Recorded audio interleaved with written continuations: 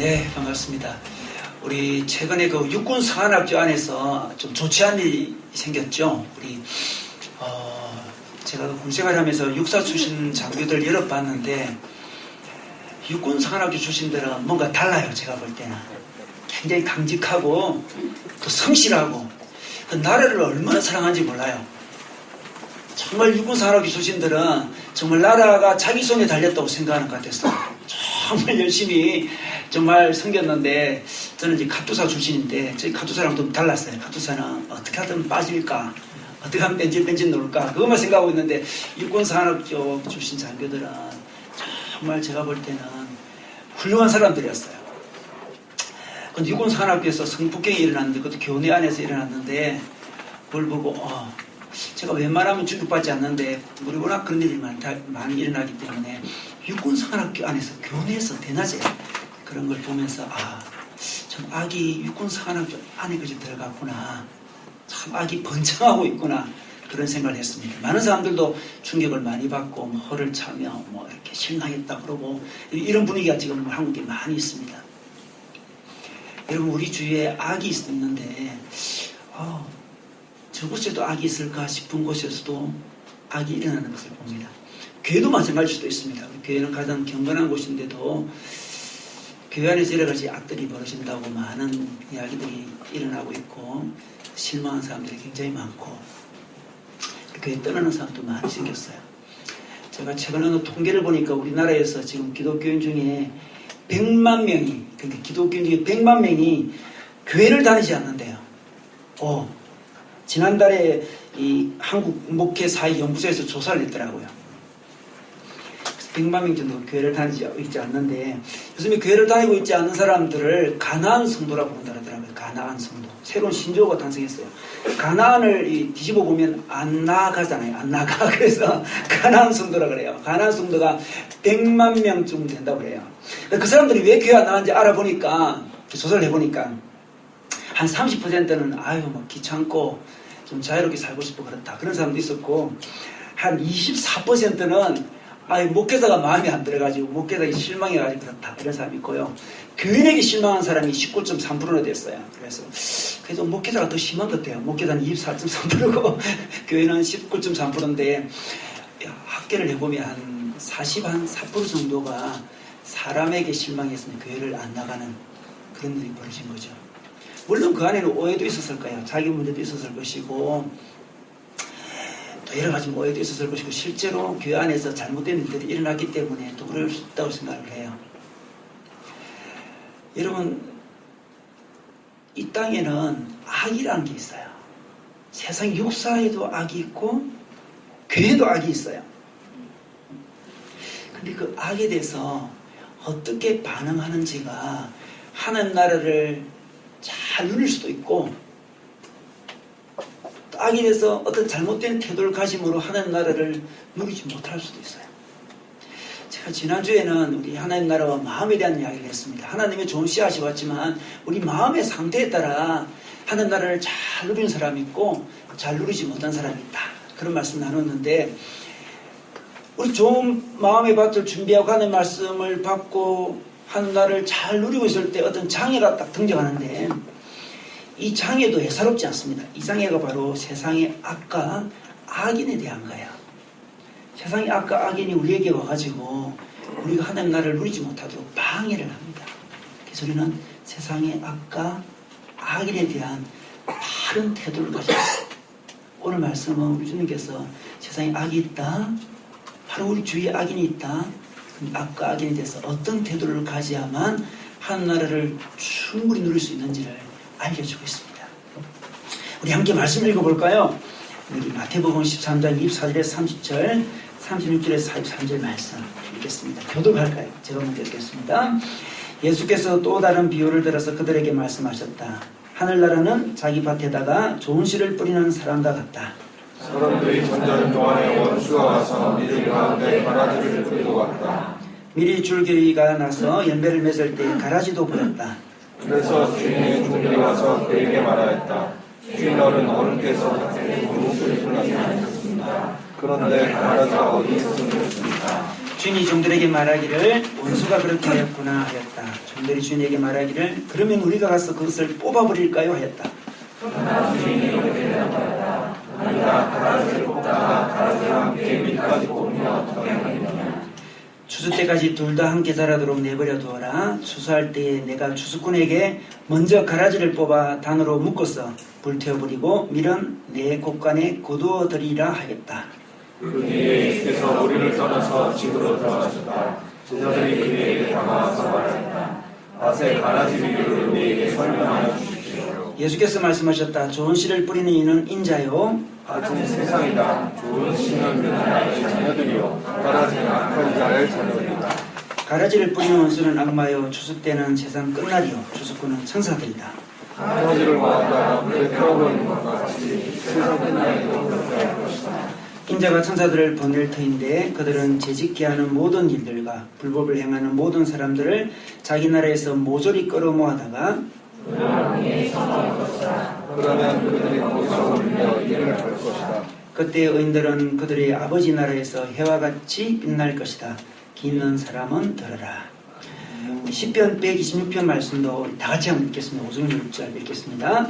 눈물을 흘리며 씨를 뿌리는 사람은 기쁨으로 얻는다. 울며 씨를 뿌리러 나가는 사람은 기쁨으로 달려같이 얻어간다.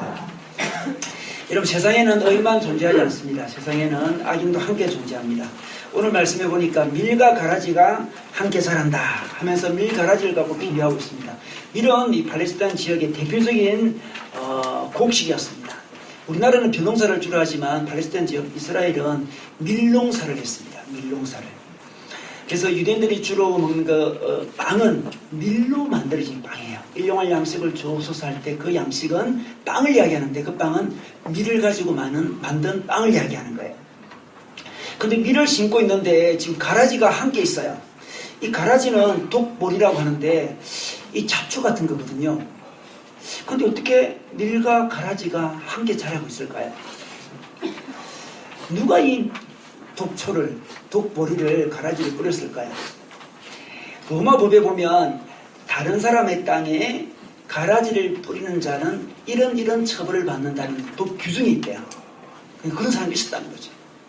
제가 자료를 찾아보니까 인도에도 밀을 많이 재배를 하는데 실제로 자기가 마음에 들지 않는 사람의 밭에 들어가 가지고 이 가라지를 뿌리는 사람이 있대요.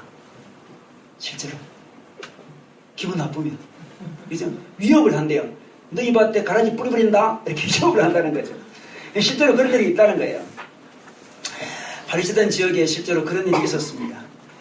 여러분 세상에는 악도 있고 선도 있고 의인도 있고 죄인도 있습니다. 섞여 있는 게 세상이라고 우리 말씀해 주고 있어요. 어떤 사람이 궁금해합니다. 하나님 만든 세상에 어떻게 악인들이 있지? 하나님이 창조한 세상 아닌가? 왜 악인들이 있을까? 의문을 가질 수 있어요. 또 어떤 사람이 이렇게 대답을 해요. 그것은 우리 신이 두 종류의 신이 있다. 그래서 악한 신이 있고 선한 신이 있는데 서로 이 세상에서 서로 싸우는 것이다. 이렇게 주장을 하는 사람이 있어요. 그런 주장을 하는 종교가 바로 조로아스터교라는 교가 있어요. 들어보셨죠? 조로아스터교는 빛과 어둠의 두 신이 존재한대요. 그 두 신이 싸운다는 거죠. 그래서 이 세상에 선도 있고 악도 있는 이유가 악의 신과 선의 신이 싸우고 있기 때문에 이렇게 있다. 그렇게 주장을 해요. 우리 이문열 씨라는 그 소설가 있죠. 그분이 사람의 아들이라는 책이 있는데 아주 재밌어요. 그 책에 보면 이 종교적인 이야기, 기독교적인 이야기를 굉장히 많이 하는데 이 이문열 씨가 조로아스터교를 잘 아는가 봐요. 제가 보니까 그 사람의 아들 그 내용은 거의 다 조로아스터교의 교리를 이야기하더라고요. 그래서 악신과 선신이 지금 싸우고 있대요. 그래서 세상에 악도 있고 선도 있다고 주장해요. 근데 우리 기독교의 주장은 어떻습니까? 왜 악이 있나요? 오늘 말씀해 보니까 28절에 보니까 원수가 그렇게 하였다 이렇게 하여요. 원수가 가라지를 뿌려갔다 이렇게 하고 있습니다. 이 원수가 누굽니까? 39절에 보니까 원수는 악마요 이렇게 합니다. 세상에 악이 있는 이유는 악마가 있어가지고 악마가 악의 씨를 뿌린다는 거예요. 근데 악마라는 것은 이 신이 아니에요. 이거 창조물이죠. 성경적으로 보면 창조물인데 천사였는데 타락해가지고 이제 악마가 됐다 그러죠. 그래서 두 신이 싸우는 게 아니고 하나님은 한 분 계신데 피조물 중에 일부가 타락해서 자기 본분을 읽고 악한 일을 한다는 거예요. 성경적으로 볼 때 악이라는 것은 하나님을 거역하는 게 악이고 선이 결여된 것이 악이다 이렇게 생각할 수 있습니다. 하나님이 선이 결여되고 하나님을 거부한 사람들을 일단 인정해주고 내버려두죠. 그래서 세상에는 악이 존재합니다. 하나님도 계시고 하나님의 자녀도 있고 악의 자녀도 뒤엉켜 사는 곳이 이 세상이라는 거죠. 근데 어떤 사람은 이걸 잘 이해하지 못해서 하나님이 창조하시고 하나님이 다스려주시는데 어떻게 세상에 악이 이렇게 존재하고 악인이 저렇게 뻗어지 살아있느냐 하면서 실망하는 사람이 있어요. 하나님께. 하나님 없는 것이 아닌가? 저런 죄인들 볼 때에, 저런 악인들이 번창하는 걸 볼 때에 하나님 혹시 없지 않느냐? 저런 걸 허락하시는 하나님이라면 하나님은 능력이 없는 분이신가? 하면서 실족할 가능성이 있습니다. 우리 시편 73편에 보면 시편 기자가 실족하는 이야기가 나와요. 그가 믿음이 굉장히 좋은 성가대 대장이었는데 실족을 해요. 왜 실족하냐 그러면 악인이 형통하는 것을 보고 실족했대요. 우리는 악인을 잘 바라보지 못하면, 악인에 대한 좋은 태도를 가지지 못하면, 바른 태도를 가지지 못하면 실족하게 돼 있어요. 여러분, 이 마귀는 우리가 실족하기를 굉장히 바라고 있거든요. 바라고 있어요.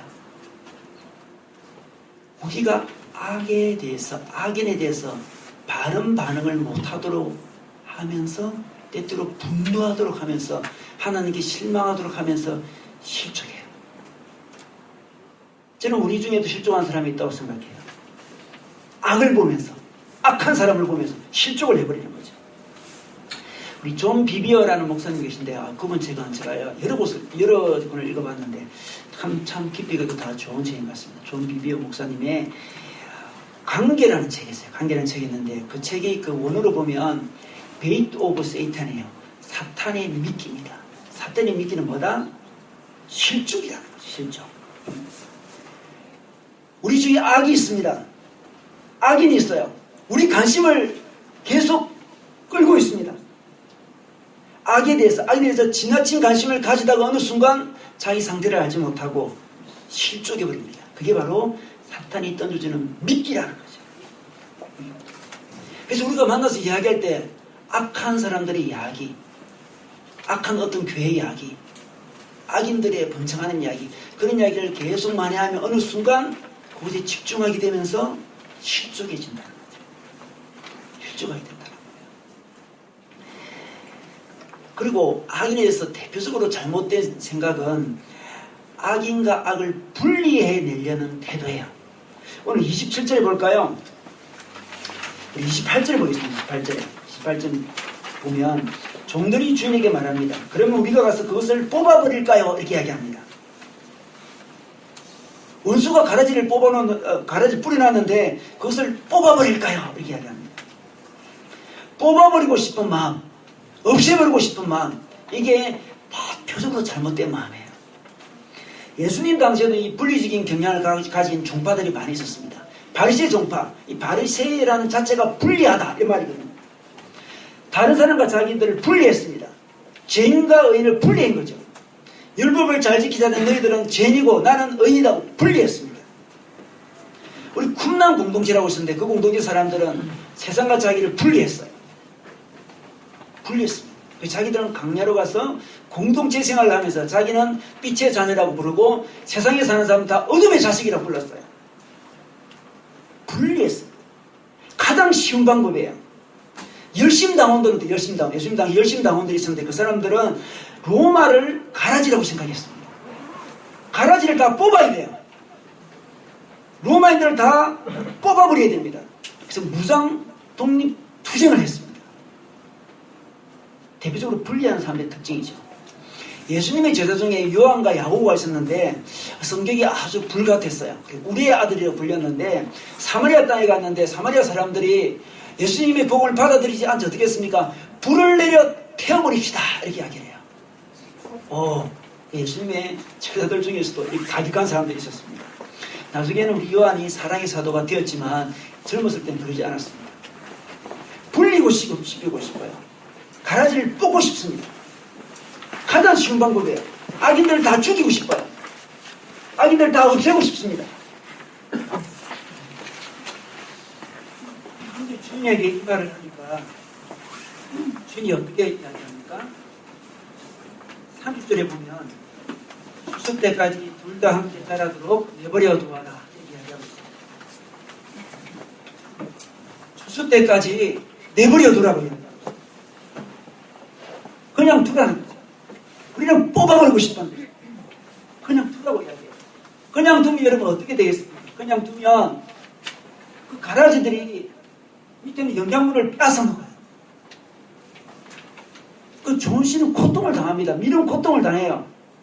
고통을 당함에도 불구하고 내버려 두라고 이야기하고 있습니다. 세상은 악이 없어지지 않는 곳이에요. 밀과 가라지가 동시에 크고 있습니다. 동시에 자라요. 가라지는 자라게 되어 있습니다. 세상은 점점 더 악해질 거예요. 세상은 불합리한 곳이에요. 어둠이 있는 곳입니다. 악인들이 더 잘 살 가능성이 많이 있어요. 그때 우리는 어떻게 반응해야 될까요? 뽑아버리고 싶어요. 그런데 성경에서는 내버려 두라 이렇게 이야기하고 있어요. 우리 뽑아보지 않더라도 또 다른 여러 가지 반응을 할 수 있다고 생각해요. 세상의 악을 보면서 어차피 세상은 그런 것이지 뭐 하면서 자기도 세상의 방식으로 살아가는 사람이 있을 수 있습니다. 세상이 동화되어 살아가는 사람이 있죠. 어떤 사람은 세상이 원래 다 그렇지 뭐 하면서 패배주의에 젖어가는 사람이 있어요. 다 그래. 1등만 알아주는 더러운 세상 이렇게 하면서 그냥 지나가는 거예요. 패배주의. 좀 어떤 사람은 어떻습니까? 분노합니다. 좀 어려운 사람들은 분노를 하죠. 세상을 고치려 들어갑니다. 세상에 대한 분노로 가득 차요. 여러분 자기가 어렵다고 생각하는 사람이 분노하게 되면 그것보다 무서운 게 없어요. 여러분 보면 비행기 폭파범들 보면 있잖아요. 얼굴 보면 이게 분리 사태들 보면 얼굴이 다 나오는데 다들 착하게 생겼어요. 다들 착하게 생겼어요. 우락부락한 사람이 비행기 폭발범이 아니에요. 착하게 생겼는데 왜 그럴까요? 나름대로 바르게 살아가는 사람들이 분노할 때, 세상의 악을 두고 분노할 때 테러주의자가 될 가능성이 굉장히 많아요. 테러를 저지르던 패배주의에 젖어 있던 동화되어 가던 그런 시각들은 다 잘못된 시각이라는 것입니다. 이런 세상에 있는 악을 다 모조리 제거하려다가 더 큰 악을 부를 때가 굉장히 많아요. 잘못된 지주들, 악덕 지주들 없애려고 공산주의가 일어났습니다. 땅을 내어놓지 않겠다는 그 지주들 600만 명을 스탈린이 죽였습니다. 땅을 내어놓지 않겠대요. 죽였습니다. 모 대통령도 어떻습니까? 문화혁명하면서 수백만 명을 죽였습니다. 다 세상의 악을 제거하겠다는 미명하에 일어난 거예요. 열심당원들 로마의 항쟁했습니다. 무상투쟁을 했어요. 그때 이스라엘이 몇 명 죽은지 아십니까? 이게 2000년 전인데 110만 명이 죽었습니다. 로마랑 싸우다가 110만 명이 죽었어요.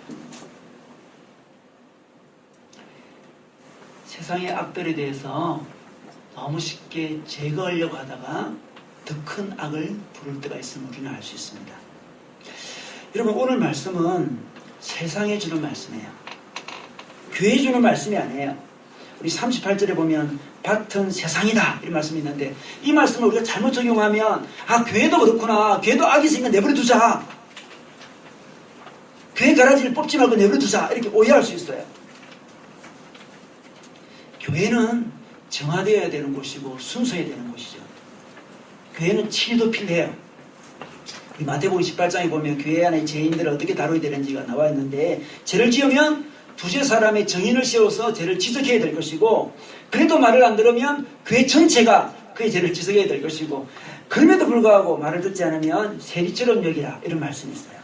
교회는 순수해야 되는 곳이죠.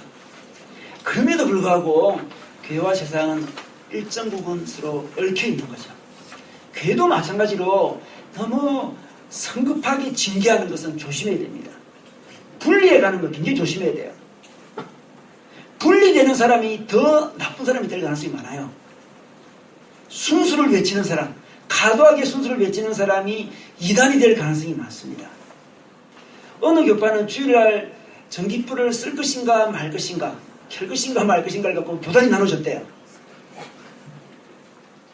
저는 이 고신파라는 아주 이 보수적인 교파에서 제가 고등학교 시절을 보냈는데 주일날 자꾸 공부를 하면 안 돼요. 그래서 12시 땡 치면 공부해요. 정말 힘들었습니다. 내 시험이 되게 힘들었는데, 그런 것도 좋은 것 같아요. 나름대로 그런 것도 뭐 좋은 시도죠. 근데 거기서 넣은 여러 교파 중에 주일날 전기불을 켜는 것은 돈을 쓰는 것이다. 전기불을 켜지 말자. 이것 때문에 서로 싸우다가 교단이 나눠지는 그런 경우를 봤습니다. 지나치게 순수를 주장하면 이 바리새적인 사람들이 되는 거예요. 초대교회 때 도나투스파라는 파가 있었는데, 이 도나투스를 중심으로 이 파는 뭘 주장했나 그러면, 그 당시에 주교 어떤 분이 이 로마에 이게 굴종을 했어요. 굴복을 한 거죠. 로마에 타협을 한 사람이 주교로 있었는데, 그 주교가 안수를 해하고 세례를 했어요. 그래서 그 나쁜 주교가 세례를 주고 안수한 사람들은 다 무효다! 이렇게 주장한 거예요. 여러분 어떻게 생각합니까? 타락한 사람이 안수를 했어요. 타락한 사람이 세례를 베풀으면 무효입니까? 도나투스파는 무효라고 주장했죠. 그래서 논쟁을 여러 번 하다가 무효가 아니고 인정한다고 공의에서 결정을 했어요. 그래서 교훈이 너무 나빠가지고 도나투스파가 교회에서 떨어져 나왔습니다. 순교자들의 교회에 떨어져 나왔어요. 이 북아프리카 카르타고 출신들인데 떨어져 나왔어요. 자체 교단이 되었어요. 계속해서 순수함을 자랑하고 주장했습니다. 어거스틴도 사실 북아프리카 사람이거든요. 어거스틴이 사실 흑인입니다. 흑인. 북아프리카 사람이에요. 북아프리카 카르타고 출신인데 자기 친구들이 다 그렇게 주장을 했어요. 어거스틴도 고민하다가 어떻게 했습니까? 너희들이 틀렸다고 이야기하고 결별을 하게 되죠. 우리나라에도 비슷한 일이 벌어졌는데 나중에 도나투스파가 이단이 됩니다. 지나치게 분리하는 사람, 지나치게 정죄하는 사람, 위험한 사람이에요. 우리나라가 일제시대에 신사참배를 했어요. 참배했는데 우리 장로교 총회에서 신사참배를 하기로 결정을 했습니다. 1938년도 총회를 할 때 신사참배는 국가 의례다 이렇게 주장했어.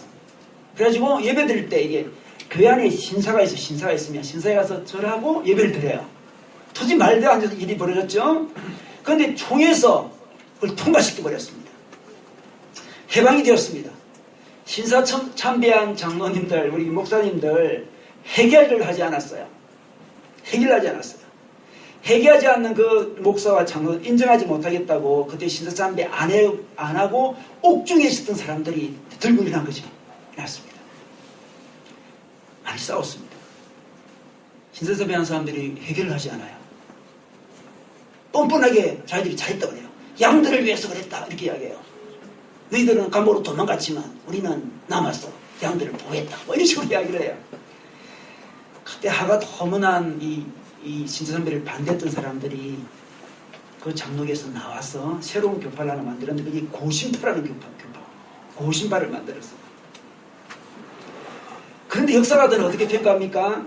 고신파가 분열하지 않고 그때 그거 남아가지고 그 안에 있었더라면 장로교가 좀 더 빨리 해결했을 건데 떨어져 나가는 바람에 안에 있는 사람들이 해결하지 않았다. 이렇게 이야기를 하고 있습니다. 70년이 지난 다음에 우리 2008년도에 드디어 해결을 했어요.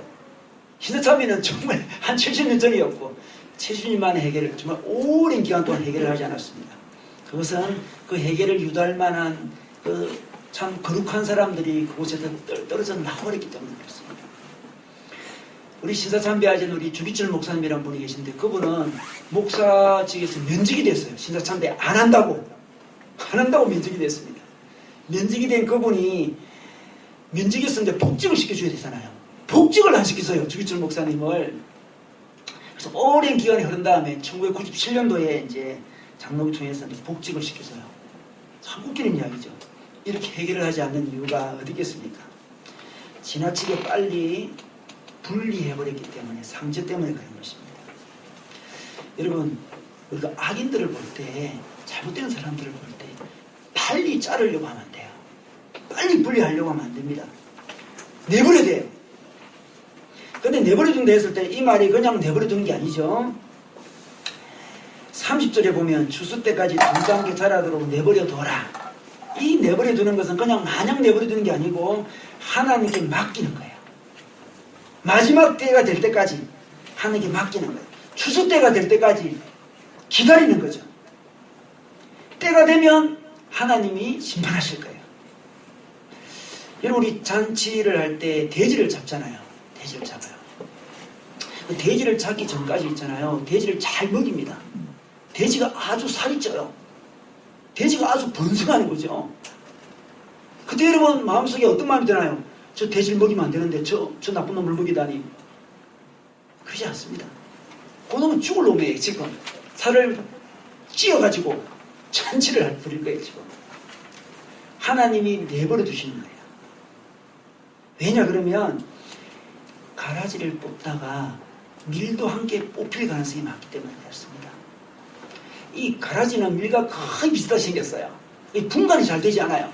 근데 마지막에 보면 추수 때가 되면 밀은 좀 키가 크게 자라는데 가라지는 키가 좀 작대요. 그래서 마지막 순간에는 구별이 되는데 그것은 구별이 되지 않아요. 그래서 자꾸 분리하고 있잖아요. 악인이다, 악이다, 정지하고 분리하고 공격하고 그러다 보면 자칫 밀을 공격할 수 있다. 밀이 뽑힌다는 거예요. 또 밀과 가라지 뿌리가 서로 얽혀 있어요. 가라지를 뽑다 보면 있잖아요. 밀까지 뽑힐 때가 있어요. 그러므로 우리는 추수 때까지 기다려야 돼요. 여러분, 우리 주위에 가라지 뽑기 전문가들이 너무 많은 것 같습니다. 제가 볼 때는 요즘에 다 가라지를 뽑재요. 가라지를 뽑기 위해 태어난 사람 같아 내보니까 사명감으로 충만하죠. 가라지를 뽑아야 되는데 자기가 뽑은 그 눈에는 분노가 이글거립니다. 메시아 콤플렉스가 있어요. 가라지를 뽑아야 되는데 한국 교회 가라지를 뽑아야 되고 한국 사회 가라지를 뽑아야 되는데 그들의 삶을 보면 하나님 나라가 풍성하지 못해요. 행복하지 못합니다. 마음에 기쁨이 없어요. 마음에 즐거움이 없어요. 마음에 풍성함이 없어요. 하늘나라에 축복이 없습니다. 가라지를 뽑아야 된대요. 개인적으로도 마찬가지예요. 개인적으로 자기를 괴롭히는 악인들 있잖아요. 자기 힘들게 했던 사람을 빨리 정지하고 싶은 마음이 있어요. 빨리 뽑고 싶은 마음이 있죠. 빨리 뽑으려고 하면 할수록 자기 마음속에 하나님 나라는 자꾸 사라져가요. 어떤 부인이 있었습니다. 그 부인은 남편이 자기를 버리고 도망을 갔는데 그는 이렇게 늘 주장했습니다. 자기 남편에게. 당신이 내게 와가지고 무릎 꿇고 사과를 해야만 용서하겠다. 그렇게 이야기해요. 자기가 재판관이 되는 거죠. 자기 방식으로 자기 남편이 자기한테 와서 무릎 꿇고 저를 용서해야만 용서하겠다는 거예요. 그 사람이 용서 안 하겠다는 거예요. 그게 바로 자기가 가라지를 뽑는 자세예요. 예수님도 자기를 십자가에 못 박은 사람에게 네가 무릎 꿇고 내게 올 때까지 용서하지 않겠다 그러지 않았습니다. 하나님, 저 사람들은 자기가 하는 일을 알지 못합니다. 그렇게 하겠습니다. 알지 못하고 악을 저지른 사람이 굉장히 많아요. 자기 남편이 자기한테 와서 무릎 꿇고 회개하지 않더라도 용서를 해야 하나님 나라를 누리는 거예요. 그게 자기를 위하는 거죠. 자기가 재판관이 되면 안 됩니다. 자기가 추수꾼이 되면 안 돼요. 자기가 추수꾼이 되면 안 됩니다. 추수꾼은 천사라고 오늘 말씀해주고 있습니다. 마지막 순간 천사가 와서 그것을 판가름할 거예요. 지금 우리는 뭘 해야 됩니까? 그냥 자기가 있는 그 자리에서 좋은 씨를 뿌리는 일만 해야 돼요. 자라도록 해야 됩니다. 요즘 그 신천지 때문에 우리 한국 교회가 말이 참 많은 데 있잖아요. 그래서 교회 보면 신천지 출입 금지 이런 말 붙여놨습니다. 왜 붙였나 물어보니까 안 붙여뒀는데 만약에 들어왔을 때 어떤 문제가 생기면 법적으로 문제가 없대요. 그 사람들은. 근데 붙여놨는데 들어와서 문제를 일으키면 그 사람이 법적으로 문제가 있대요. 그러니까 붙여놨는다 그러더라고요. 그 사람들이 뭐 신천지 추수꾼이라고 그러잖아요. 오늘 말씀은 그렇게 잘 정했는지 모르겠어요. 추수꾼이라고 그러는데 제가 그 안에 홈페이지 들어가 보니까 자기들 추수꾼이라 부르지 말라다고 뭐 그렇게 이야기를 했습니다만은 우린 다 그 사람들 추수꾼이라 불러요. 그 사람들은 뭡니까? 알곡과 가라지를 분리해야 된다고 생각해요. 그 사람들은. 알곡을 분리해야 되는데 자기 사명은 장로교에 가가지고 알곡과 가라지를 분리해야 된대요. 그래서 알곡은 뽑아서 자기들이 데려가야 된대요. 그래서 안 데려가고 남은 사람은 가라지. 여러분 다 가라지 지금. 아직 신천지 안 갔습니까? 가라지 지금. 그분 홈페이지 가면 참 재밌어요. 보니까 장로교와 감리교와 천주교와 통일교에 들어가서 알곡을 뽑아오겠대. 절개는 없는 것 같은데 제 생각에는 없는 것 같은데 거기도 알곡이 있나. 뽑아오겠대, 뽑아. 얼마나 웃기냐, 이게. 하나님은 내버려 두라고 그러는데, 추수 때가 되면 추수꾼 천사가 하겠다 그러는데, 인간이 나서가지고, 다른 게 들어가가지고, 그걸 굳이 빼가지고 오겠다는 거죠. 14만 4천 명을 채우기 위해서 그렇게 하겠대요. 요즘에 1년에 10,000명씩 이게 수가 증가한대요, 신천지가. 10,000명씩. 오, 대단하지. 우리는 조금 줄어들고 있는 분위기인데, 10,000명씩 이렇게 하고 있는데요. 제 생각에 14만 4천명이 꼭 달성이 될 것 같아요. 꼭 달성. 10,000명씩 증가하고. 우리가 뽑고 싶습니다. 저 친구가 알곡인지, 밀인지, 가라인지 우리는 뽑고 싶어요. 그러나 우리 주님은 내버려 두라. 이렇게 이야기하고 있습니다. 우리 시편 126편은 이스라엘 백성이 바빌론에 포로되어 갔다가 돌아올 때 불렀던 노래예요. 바빌론에 있었습니다. 바빌론에 포로되어 잡혀 있었어요. 한 70년 살다 보니까 다 친 바빌론 파들이 되었습니다. 70년 안에 돌아올 줄은 아무도 몰랐어요. 다 바빌론 신을 섬겼습니다. 그 상에 아무도 눈물을 흘리며 씨를 뿌리는 자가 없었습니다. 일부 소수만이 그런 가운데서도 씨를 뿌렸어요. 지금 우리나라도 일제 36년 기간을 보내면서 그 독립운동하던 분들이 다 뒤에는 좀 변질하잖아요. 그죠? 변질해요. 그 당시에는 일본이 도저히 망할 것 같지 않았거든요. 우리나라가 독립한다는 것은 꿈에도 꿀 수 없었습니다. 그래서 다 변질하고 말았습니다. 그 대표적인 분이 김한란 박사님이잖아요. 우리 이대를 씌운 김한란 박사님. 그분이 나쁜 사람이라고 요즘 말도 많고 탈도 많고 그분이 세운 동상이 뭐 이대를 괴롭힌다 그러면서 말도 많아요 요즘에. 김한란 박사님 같은 분도 참 없어요. 얼마나 훌륭한 분이신지 몰라요. 그러나 그런 훌륭한 분들도 너무 시간이 오래 지나니까 소망이 없어진 거죠. 타협해요. 많은 독립운동가들이 타협했습니다. 그런데 바빌론에 잡혀간 우리 이스라엘 백성 70년. 그럼에도 불구하고 돌아오면서 이런 노래를 외치고 있어요. 눈물을 흘리며 씨를 뿌리겠다. 이렇게 이야기하고 있습니다. 기쁨으로 그날을 생각하며 씨를 뿌리겠다 그래요. 우리 주위를 보면 다 바빌론한테 있어요. 다 악인들이 잡고 있는 것 같고요. 악이 굉장히 많아요. 온통 악입니다. 그럼에도 불구하고 우리가 해야 될 자세는 악을 뿌리지 뽑는 게 아니고 눈물을 흘리면서 씨를 뿌리는 거예요. 예수님은 우리에게 좋은 씨라고 이야기했습니다. 우린 좋은 씨가 되면 되는 것이고 예수님의 동역자 되어서 예수님과 더불어 씨를 뿌리면 되는 거예요. 눈물이 납니다. 세상에 악이 너무 많아요. 악인이 너무 많아요. 자기만 바보 같아요. 자기만 믿음을 가지고 있는 것 같아요. 자기만 어리석게 경건하려고 노력하는 것 같아요. 눈물이 나요. 그냥 그때 씨를 뿌려야 돼요. 그게 우리가 할 일이에요. 여러분 우리 이순신 장군이 억울하게 잡혀갔지 않습니까? 선조가 우리 이순신 장군을 굉장히 견제했잖아요. 누명을 쓰고 잡혀갔습니다. 간직 박탈됐어요. 근데 그거는 백의종군했죠. 군함이 12척밖에 남지 않았습니다. 선조가 이야기했죠. 12척밖에 남지 않았으니까 그냥 우리는 해군은 포기하고 수군은 포기하고 그냥 육군이 편입되어라 이렇게 이야기했습니다. 그때 이순신 장군이 그런 말을 했죠. 12척이나 있습니다. 신에게는 12척이 있습니다. 이렇게 이야기하죠. 12척을 갖고 명량해전에서 133척을 깨부수잖아요. 그래서 역전이 일어난 거예요. 여러분 억울하기도 합니다. 조정의 그 부조리, 선조의 견제, 악인이 득세하는 조정. 정말 이순신 장군이라면 포기하고 싶었을 거예요. 아마 칼을 들고 공격하고 싶었는지도 몰라요. 그럼에도 불구하고 그는 다 빼앗겼지만 악인들이 득세하고 있지만 그 가운데 눈물을 흘리며 씨를 뿌렸습니다. 12척을 가지고 전장에 나가요. 우리가 가진 게 12척밖에 없을 수도 있습니다. 우리 가진 게 뭐 악인보다 적은 것만 가질 수도 있어요. 그렇지만 씨를 뿌려야 돼요.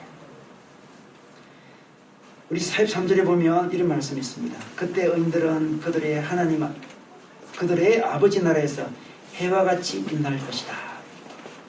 그날을 바라보며 해와 같이 빛날 그날을 바라보며 씨를 뿌려야 돼요. 인내함으로 씨를 뿌려야 하나님 나라를 경험할 수 있습니다. 어두운 현실에 너무 집중하지 마세요. 악인들이 너무 집중하지 마세요. 악인들이 설치는 모습에 너무 관심 가지지 마세요. 그들이 관심 가지면 우리 속에 분노가 일어나서 씨를 뿌릴 수가 없어요. 그들을 보면 패배주의에 젖어서 움직이기 싫어요. 그냥 우리는 꾸준히 우리 길을 가면 되는 거예요. 우리 길을 가는 거예요. 밋밋하지만 보이지 않지만 내면으로부터 구별된 삶을 살아가면 되는 거예요. 여러분, 어떤 사람들은 우리가 구별된 삶을 살려고 그러면 구별되게 살아야 되는데 유별나게 사는 사람들 많이 있어요. 유별나거든 기독교의 모습이 아니에요. 유별나게 사는 거 그런 거죠. 뭐 동국대 들어가서 동국대 이 불교 문양 있잖아요. 문양을 막 깎아가지고 십자가 문양으로 만들고 와요. 그거는 구별된 삶이 아니고 유별나고는 예의가 없는 삶이죠. 예의가 없어요. 절에 들어가서 땅 밟기 하면 안 됩니다. 너무 절에 들어가서 왜 땅 밟기를 합니까? 그러면 유별난 삶. 근데 이게 땅 밟기 하지 않고 땅 밟기 자체를 부인한 사람인데 그렇지 않습니다. 땅 밟기는 뭘 필요한 겁니다. 땅 밟기 해야 돼요. 그래서 몰래 해야 됩니다. 몰래 하는 거지. 땅 밟기 자체가 나쁜 게 아니죠. 근데 뻔히 보고 있는데 들어가서 땅 밟기를 하는 것은 그게 기독교인이 눈물을 흘리며 씨를 뿌리는 자세가 아니에요. 그 자세는. 정죄하는 자세고 분리하는 자세고 공격하는 자세고. 남모르게 하나님의 원칙을 자기 마음속에 가지고 있어요.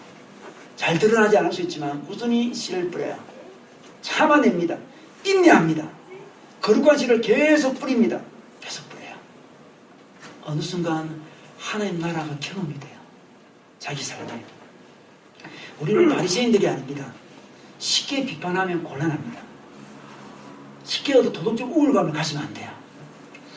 며칠 전에 그 뉴스 엔조이라는 그 신문사에 찾아왔어요. 그래서 찾아왔더라고요. 그래서 우리 교회는 지금 한 달밖에 안 됐는데 왜 찾아놓고 물어보니까 어떻게 분과개척을 잘했는지 이거 취재하세요. 그래. 우리 교회는 이야기하지 말고 분과개척 이야기만 하세요. 이렇게 해서 좀 이야기하다 여러 가지 이야기를 많이 나눴는데 뉴스 엔조이는 조이한 신문사잖아. 그죠? 그래서 조이합니까? 물어보니까 조이하지 않대요. 그게 조이하지 않는 게 제보가 나쁜 제보만 계속 들어온대요. 나쁜 제보. 안 좋은 제보가 얼마나 많이 들어온지 몰라요. 안 좋은 제보. 뉴스 엔조이 보고 조이할 수 있도록 해주세요. 좋은 제보를 주세요. 사람들은 뉴스 엔조이 자꾸 나쁜 제보를 주는 사람이 얼마나 많은지 몰라요. 좀 좋은 제보를 줘요. 좋은 제보. 그죠? 좋은 제보를. 우리 눈은 어느새 바리새인 눈이 돼가지고 잘못하는 것도 어떻게 그래 잘 보는지 몰라요. 여러분, 개혁을 너무 주장하며 있잖아요. 그 사람이 바리새인이 될 때가 많고요. 개혁을 너무 주장하며 자칭 의인이 될 때가 많아요. 자기가 또 무슨 사람이 돼요. 개혁을 주장하는 사람이 개혁을 당할 가능성이 굉장히 많아요. 우리는 그렇게 완벽한 존재가 아니에요. 우리도 하나님의 은혜가 없다면 우리가 그렇게 공격하는 사람보다 더 비참하고 더 악한 사람이 능히 될 수 있는 사람이에요. 교만한 사람 눈에는 교만한 사람이 너무 잘 보여요. 나 교만한 사람 정말 못 보게 해서 그런 사람 있죠. 진짜 교만한 사람이에요. 개혁이 필요한 사람은 개혁의 대상으로 보일 때가 많아요. 이런 바라봄의 법칙이라고 있죠. 많이 바라보는 걸 닮게 돼 있어요. 못된 시어머니 밑에서 고생하면서 지낸 며느리가 다음에 아주 못된 시어머니가 될 가능성이 너무 많습니다. 어쩔 수 없어요. 바라봄의 법칙이죠. 바라봄의 법칙. 그리고 가라지 같은 사람도 언제 바뀔지 몰라요. 하나님 은혜 임해서. 지금은 가라지 같은 인간이라도 아직 몰라요. 마지막이 되어봐야 된다니까요. 몰라요 지금. 우리 눈에는 가라지 같은 사람인데 마지막이 어떻게 돌변할지 몰라요. 우리 눈에 밀 같은 사람인데 마지막이 가라진지도 몰라요. 우리의 어떤 판단은 주님께 다 드려야 돼요. 주님께 막 우리가 할 일은 어떤 일입니까? 눈물을 흘리며 씨를 뿌리는 거예요. 지금 가진 것이 좀 없습니까? 악인들이 더 많이 가졌다는 생각이 들어서 힘듭니까? 아닙니다. 가진 것이 적을지라도 없을지라도 12척밖에 없을지라도 그걸 가지고 눈물로 씨를 뿌린 자가 매 순간 하나님 나라를 경험할 수 있습니다. 하나님 나라는 지금도 누릴 수 있습니다. 이 자세를 가지고 살아갈 때 하나님 나라가 누려집니다. 그리고 때가 되면 해와 같이 날 거예요. 하나님 이 삶을 우리에게 주기 원하시고 초대하고 있습니다. 지금 눈에 보이는 악인들, 악한 사람들, 악들의 마음 뺏기지 아니하고 눈물을 흘리며 씨를 뿌리며 한 나라를 경험하는 여러분 계시기를 주의 이름으로 축원합니다. 아멘. 기도하겠습니다.